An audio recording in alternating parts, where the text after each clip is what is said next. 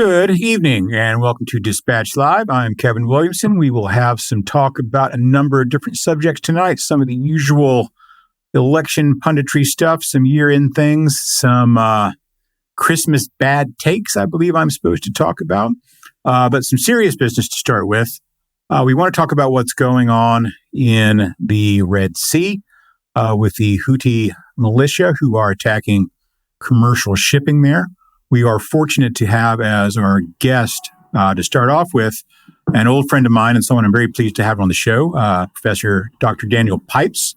He is one of, I guess Professor Pipes is not right, but Dr. Pipes is right. He's one of our foremost experts on Middle Eastern affairs. He began his career with a PhD in, I believe it was medieval Islamic history from Harvard, lived and studied in Egypt, speaks Arabic. He's the author of dozens of books and major articles translated into more than 40 languages. Served in 5 or 6 presidential administrations.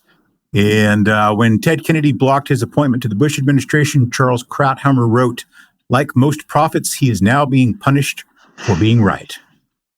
Some people you have to work a little hard on an introduction for Pipes. You can pretty well just read the resume. Thank you for being here and welcome. It's nice to see you. It's been some time.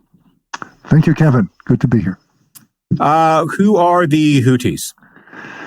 The Houthis are Shiites of a different branch from the Iranian Shiites, but Shiites, who about a decade ago emerged and became the power brokers in Yemen and took over the capital in 2014 and have been fighting the Saudis and Emiratis most of that time and getting stronger and stronger with the backing of Tehran, of Iran. Can you give us just a little background on the Yemeni civil war and what Iran's role is in that? It's essentially a war, well, there are many components, but it's essentially a war between the Sunnis and the Shiites. And the Saudis and Emiratis support the Sunnis, the Iranians support the Shiites. The Shiites have dominated, they've defeated effectively the Saudis and Emiratis. And they are, to some extent, a tool of Tehran and to some extent independent actors. It's a little like Hezbollah in Lebanon. It's murky. We're not really sure how much they make their own decisions in Yemen, how much they take orders from Tehran. They get a lot of money, arms, and other assistance from Iran. Do they actually have to do what the Iranians say or not? We're not sure. Understanding that it's a murky issue, could you maybe go into a little bit more about what we do know about their relationship with Tehran?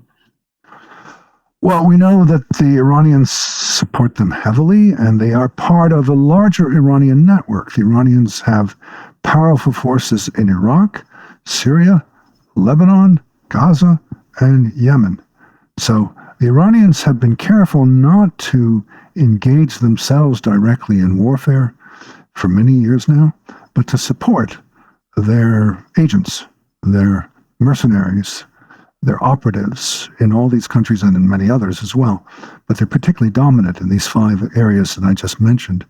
And the Houthis are next to a very important global trading zone, the Bab el-Mandab, which is only about 20 miles wide, 30 kilometers, and through which some 12% of international trade goes, a huge amount, and something on the order of 30% of container trade. It's a gigantically important waterway because it connects to the Suez Canal. It's basically the way trade goes from Europe to the Middle East and to East Asia. And they are right there. And they've been there for a while.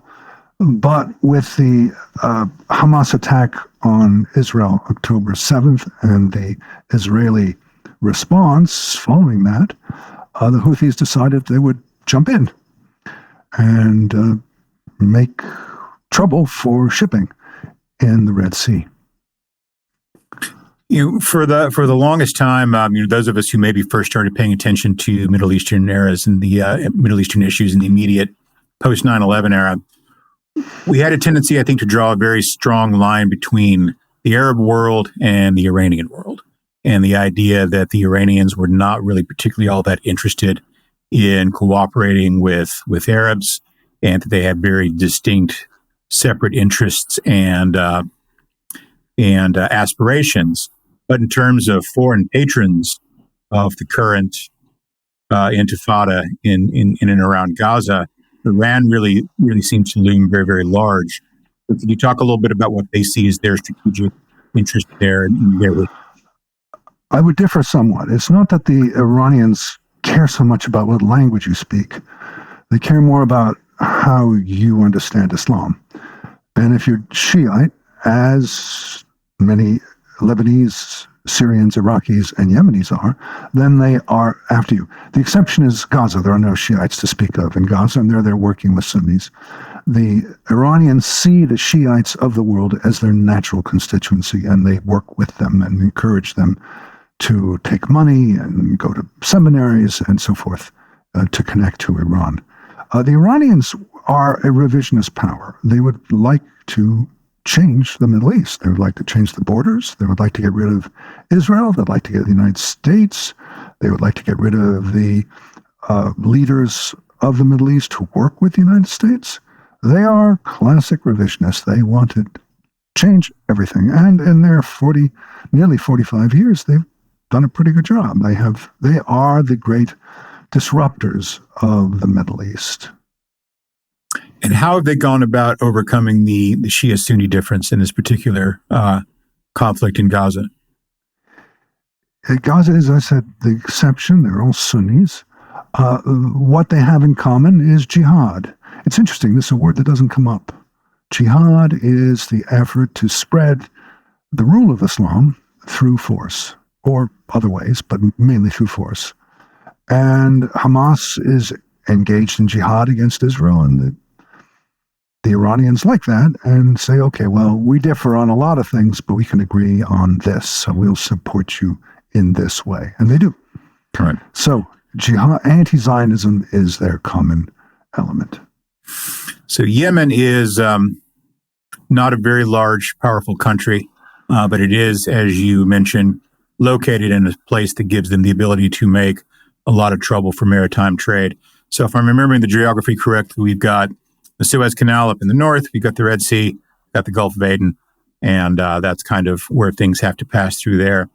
Right. So what are the options for the United States? And as I understand it, we haven't got a lot of takers for our call to for partners to come help us deal with the situation, but the United States is looking like it wants to at least make some sort of effort there.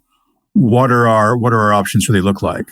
Well, there are 10 countries, 9 allies. 9 allies have joined the United States, so there are 10 countries in all that are formally part of it. Clearly, there are many more who are sympathetic. Some in the Middle East who don't want to be associated with the United States, and others like China who also don't want to be associated with the United States. But everybody who's got international trade is interested in containing the Houthis' threat. I don't think there's any question when it comes to firepower, international consensus, where things lie.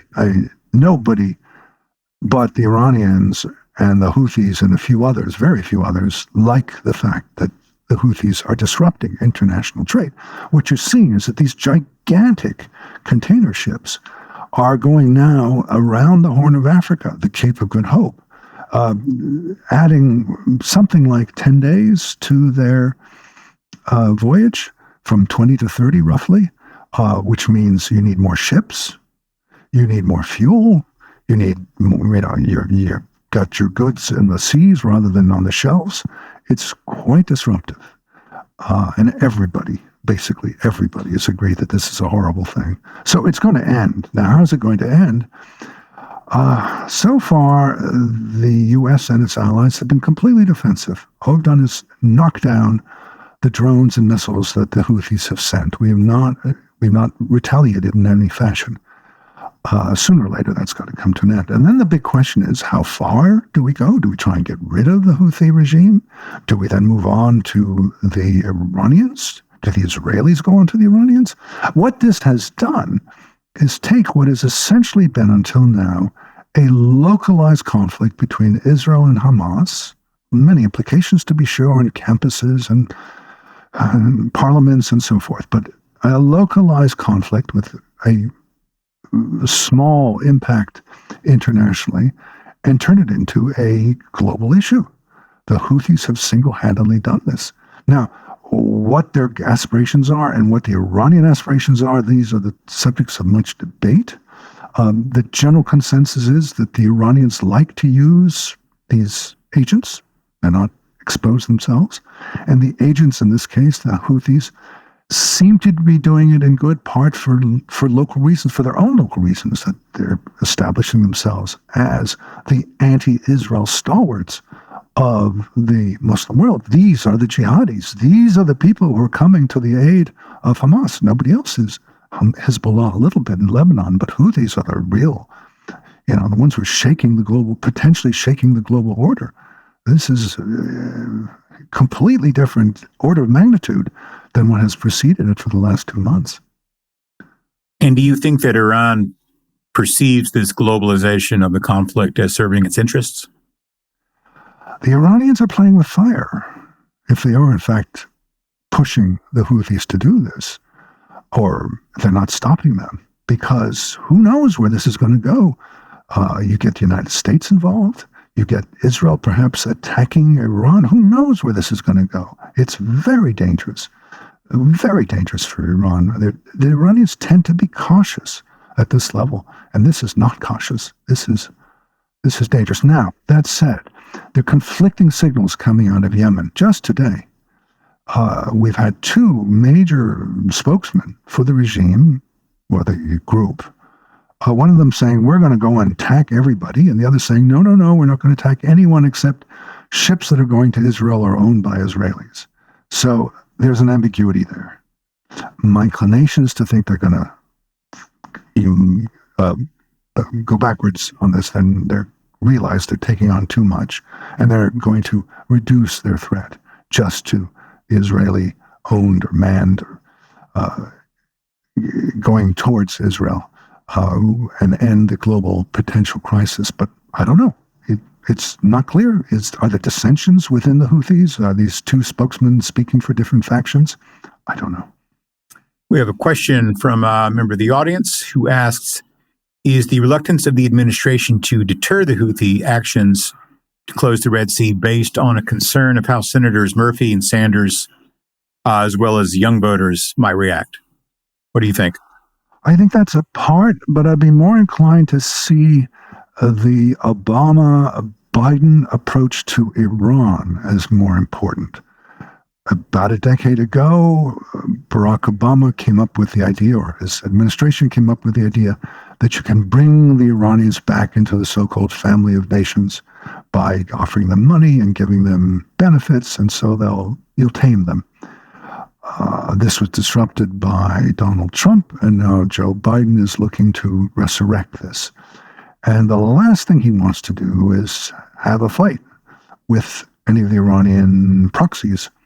So he's being very careful. The regime, the administration is being very careful. So yeah, there's an American domestic component, but I think the larger point is American policy in the Middle East and not getting into a conflict with Tehran.